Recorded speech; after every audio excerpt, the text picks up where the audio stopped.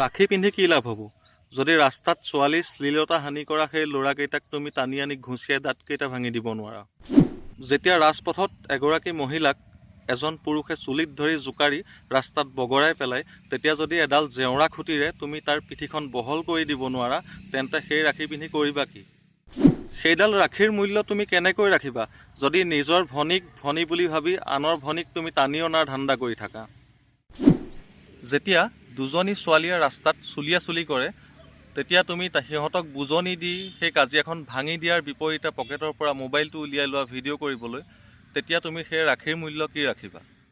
ইয়াৰ বাহিৰেও কিছুমান ভণ্টি নাইবা বাইদেউ আছে যিসকলে দিনত হ'লে ভাইটি নাইবা দাদা আৰু ৰাতি হ'লে ভাবে জীৱনৰ আধা।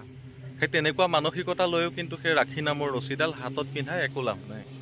সেই ৰছীডাল তেতিয়া কোনো সম্বন্ধৰ এনাজৰি নহয়, সেইডাল সদায় এডাল ৰছী আৰু গিফ্টৰ মাজৰ এখন খেল হৈ থাকিব। যি কি নহওক, সকলো ভাতৃ ভগ্নীলৈ মৰম যাচিলোঁ। জয় আই অসম।